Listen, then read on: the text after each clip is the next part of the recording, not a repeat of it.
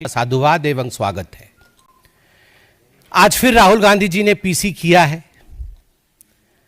आज फिर उन्होंने उसी प्रकार का व्यवहार दिखाया है, उसी प्रकार से अपने विषय को रखा है जैसे वो पहले रखते थे। कोई नया पीसी नहीं है, वो चंद नाम उनके पास है, चंद तरीका उनके पास है और उसी प्रकार से वो लगातार प्रेस कॉन्फ्रेंस करते हैं और मोदी जी भारतीय जनता पार्टी के ऊपर आक्षेप लगाने का प्रयास उनका रहता है। आप याद करिए, जिस प्रकार से एक सेंसेशनलाइज करने का प्रयास उनका रहता है, इस प्रकार से बोलते हैं जैसे पता नहीं पहली बार कोई सुन रहा हो, कितना बड़ा खुलासा हो रहा है।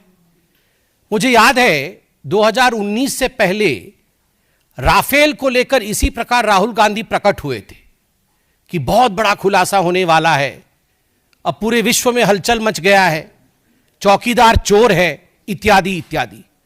कोविड के समय में भी इसी प्रकार से प्रेस कॉन्फ्रेंस वैक्सीन को लेकर राहुल गांधी करते थे, मगर बाद में सुप्रीम कोर्ट में जाकर कान पकड़ करके माफी मांगनी पड़ती थी और माफीनामा भी लिख कर दिया है कि सॉरी मी लॉर्ड, मुझसे गलती हुई है।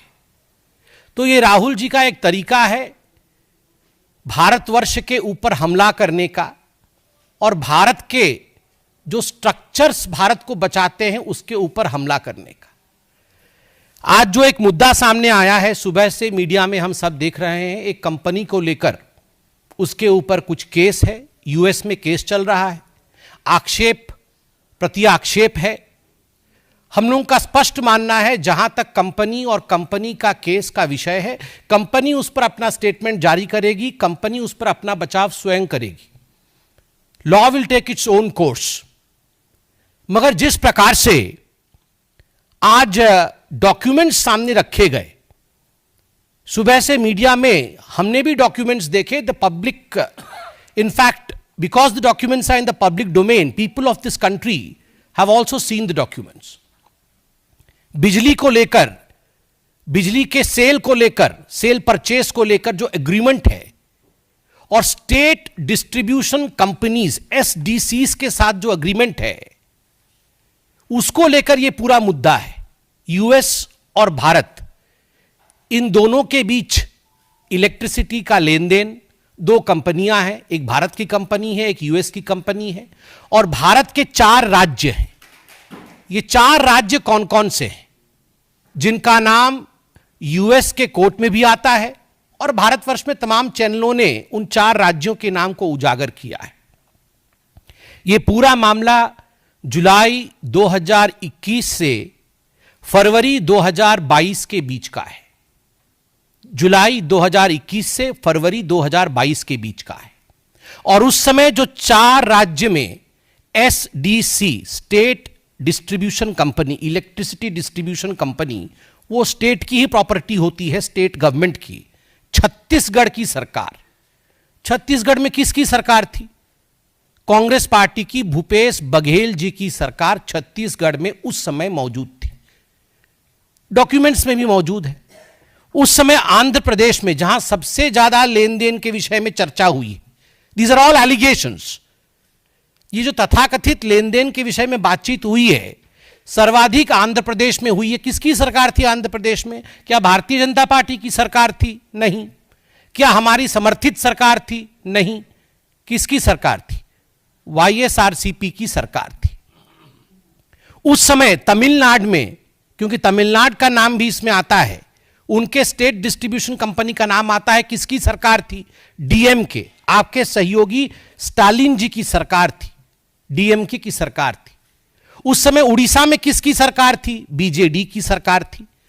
तो स्वाभाविक रूप से ये चारों राज्य जिसका जिक्र डॉक्यूमेंटेशन में सामने आया है, यूएस में सामने आया है, उन चारों राज्य में ना तो हमारे मुख्यमंत्री थे और ना ही हमारी समर्थित सरकार थी, कांग्रेस और उनके सहायक दलों की सरकार थी।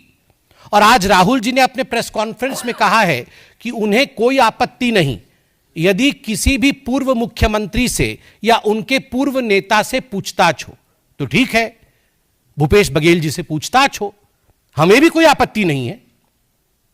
ये चारों राज्य के जो मुख्य नेता हैं, जिनके अंडर में इलेक्ट्रिसिटी बोर्ड इत्यादि रहा होगा, इनके मुख्यमंत्री हों, उनसे पूछताछ करें, हमें काहे की आपत्ति होगी। आप केस करिए ना, आप केस करिए, बिल्कुल पूछताछ करिए। और आपने एक बोर्ड दिखाया, बिजली का बिल आपका और मुनाफा उनका। तो तमिलनाडु में बिजली का बिल भारतीय जनता पार्टी की सरकार तो नहीं दे रही थी ना, बिजली का बिल तो डीएमके की सरकार दे रही थी। ठीक उसी प्रकार छत्तीसगढ़ में जुलाई 2021 से फरवरी 2022 के बीच में बिजली का बिल मोदी जी की सरकार तो जनरेट नहीं कर रही थी, बिजली का बिल तो भूपेश बघेल जी ही जनरेट कर रहे थे। तो पैसा मोदी जी के जेब में कैसे चला गया? पैसा तो वहीं के मुख्यमंत्री और वहां के एसडीसी के कंपनी के जेब में जाएगा ना। आपके मुताबिक आपने कहा मुनाफा उनका, तो उनका कौन है? उनका तो ये चारों राज्य में, हमारा कोई नहीं है, उनका तो आप ही के हैं। तो इसका जवाब राहुल जी आप दीजिए। राहुल जी ने आज बार बार कहा मोदी जी की क्रेडिबिलिटी खत्म हो गई, मोदी जी आज से क्रेडिबल नहीं रहे, अडानी के पीछे मोदी जी खड़े हैं, इसलिए आज से उनकी क्रेडिबिलिटी ग्लोबल स्तर पे खत्म हो गई। राहुल जी कान खोल के सुन लीजिए, ये मोदी जी की क्रेडिबिलिटी को समाप्त करने की चेष्टा और कोशिश कोई आप पहली बार नहीं कर रहे हैं। सन 2002 से मोदी जी की क्रेडिबिलिटी को ध्वस्त करने की चेष्टा आप, आपकी माताश्री और आपकी पार्टी लगातार कर रही है।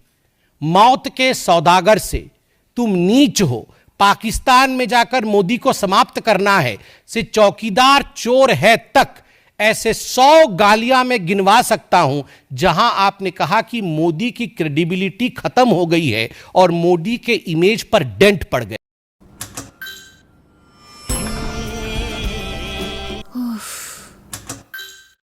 जी, जब आप पीसी कर रहे थे और जब मैं पीसी कर रहा हूं, तो हमारे देश के आदरणीय प्रधानमंत्री नरेंद्र मोदी जी की क्रेडिबिलिटी आज इतनी हाई है कि हमारे देश से कोसों मील दूर, हजारों मील दूर दूसरे देश में आज हाईएस्ट सिविलियन अवार्ड उन्हें दिया जा रहा है। यह है मोदी की क्रेडिबिलिटी। ना मौत के सौदागर से मोदी जी की क्रेडिबिलिटी पे डेंट पड़ा, न चौकीदार चोर है कहने से मोदी जी की क्रेडिबिलिटी पे डेंट पड़ा, क्योंकि देश की जनता जानती है कौन क्रेडिबल है और किसकी क्रेडिबिलिटी नहीं है। देश की जनता सटीक भाव से जानती है। बंधुगण, स्ट्रक्चर की बात हुई है कि बहुत बड़ा स्ट्रक्चर है, हम स्ट्रक्चर दिखाएंगे। अरे राहुल गांधी जी, हमें भी पता है, हमें भी पता है आपके स्ट्रक्चर के विषय में। ये इल्हान ओमर और ये जॉर्ज सोरोस, ये जो आपका स्ट्रक्चर है ना, अंतरराष्ट्रीय स्ट्रक्चर, इस स्ट्रक्चर के विषय में हमें भी पता है। और आपके स्ट्रक्चर का नियत क्या है? आपकी जो अंतरराष्ट्रीय स्ट्रक्चर है वो भारतवर्ष के मार्केट के ऊपर आघात करना चाहती है, निरंतर आघात करती रहती है। ये गांधी परिवार और ये कांग्रेस पार्टी ये सहन नहीं कर सकती है कि आज भारत की अर्थव्यवस्था विश्व में तीसरे नंबर की ओर बढ़ रही है। अभी हम चौथे नंबर पर हैं और विश्व में यथाशीघ्र हम तीसरे नंबर की अर्थव्यवस्था होंगे। यह राहुल गांधी और गांधी परिवार, कांग्रेस पार्टी ये सहन नहीं कर पा रही है, इसलिए ये इंडिया के मार्केट के ऊपर, भारत के मार्केट के ऊपर आक्रमण पे आक्रमण कर रही है। आज सुबह 4 बजे से इनका पूरा स्ट्रक्चर लगा हुआ है। ट्वीट करना, सोशल मीडिया में इन्फ्लुएंस करना, अंतर्राष्ट्रीय मार्केट में एक मैसेज देना और इंडिया के मार्केट को गिराने का प्रयास करना। लगभग 2.5 करोड़ निवेशक, छोटे निवेशक, जिन्होंने अपनी पूंजी, कम धन का निवेश, अपनी पूंजी जिन्होंने शेयर मार्केट में लगाया था, आज उनको भारी नुकसान झेलना पड़ा है। छोटे निवेशकों को, लोअर मिडिल क्लास के लोगों को, 2.5 करोड़ लोगों को, माफ करिएगा, 2.5 करोड़ लोगों को यह झेलना पड़ा है। यह आप निरंतर जो भारत के मार्केट के ऊपर कई प्रकरण रहा है, इससे पहले भी आपने कई प्रकरणों के माध्यम से भारत के मार्केट के ऊपर हमला करने की कोशिश की है, ताकि मार्केट डिप करे, मार्केट गिरे और इंडिया की इकोनॉमी पर अटैक हो। और राहुल जी, आपने आज कहा कि अडानी के पीछे मोदी है, तो हमारा भी सवाल है, यदि अडानी के पीछे मोदी है तो क्या कारण है? कि कांग्रेस के सरकार के समय, भूपेश बघेल जी के सरकार के समय छत्तीसगढ़ में 25,000 करोड़ रुपए का निवेश अडानी की कंपनी ने किया। क्यों लिया आपने 25,000 करोड़ रुपए का निवेश जब आपकी सरकार थी छत्तीसगढ़ में? जब राजस्थान में अशोक गहलोत जी की सरकार थी, 65,000 करोड़, 65,000 करोड़ रुपए का निवेश अडानी की कंपनी ने राजस्थान में अशोक गहलोत जी के समय उनके सरकार में किया था। क्या कारण था? कर्नाटक में जब कांग्रेस पार्टी की सरकार थी, और अभी भी कांग्रेस पार्टी की सिद्धरमैया की सरकार है, अडानी की कंपनी ने 1 लाख करोड़ रुपए का निवेश करने का वादा किया था। मैं अभी रिसर्च करके आया नहीं हूं कितने का निवेश हुआ है, वह भी हम निकाल लेंगे। छत्तीसगढ़ में और बाकी राज्यों में तो हो गया है, मगर कर्नाटक में 1 लाख करोड़ का निवेश करने का वादा किया था। बंगाल में 35,000 करोड़ रुपए का निवेश है, बंगाल में आपका साठगांठ है। आंध्र प्रदेश में 60,000 करोड़ का निवेश है, तमिलनाडु में 4,500 करोड़ का निवेश है।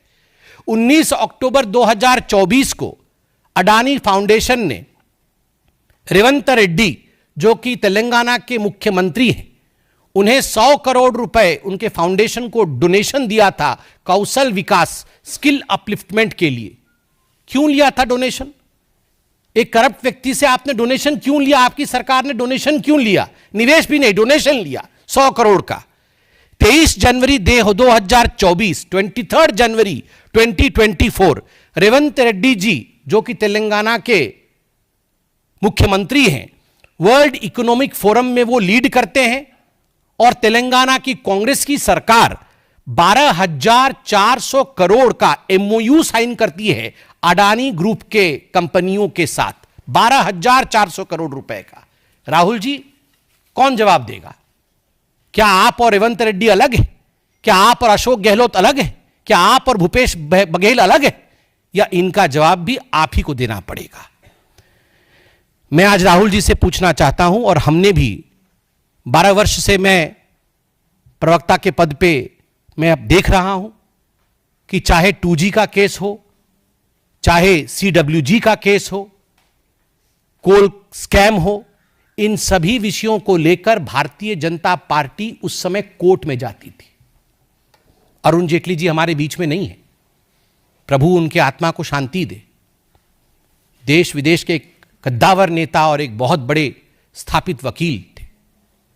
हर केस में वो लड़ते थे, केस साबित होता था, इन्वेस्टिगेशन होती थी, हम आधार को लेकर लड़ते थे। और मैं आज राहुल गांधी से पूछना चाहता हूं, जिस प्रकार हम केस करते थे, केवल प्रेस कॉन्फ्रेंस नहीं करते थे, आप केस करिए ना, आप केस करिए, कोर्ट जाइए। और मुझे आज तकलीफ हुई इस बात से, आपने अपने पीसी में, आप देश के एक सांसद हैं, छोड़ दीजिए कि आप किसी पार्टी के अध्यक्ष रह चुके हैं, मगर आप एक सांसद हैं, और आपने कहा कि इस हिंदुस्तान में, इस भारतवर्ष में हमें कांग्रेस पार्टी को कोर्ट का भी काम करना पड़ रहा है, जुडिशरी, आपने पर्टिकुलरली जुडिशरी शब्द का इस्तेमाल किया कि मीडिया भी अपना काम नहीं कर रही है, मीडिया का काम भी कांग्रेस कर रही है बहुत हद तक, और जुडिशरी का काम भी कांग्रेस कर रही है। वाह, बेल पे बाहर मां बेटे और जुडिशरी का काम कर रहे हैं।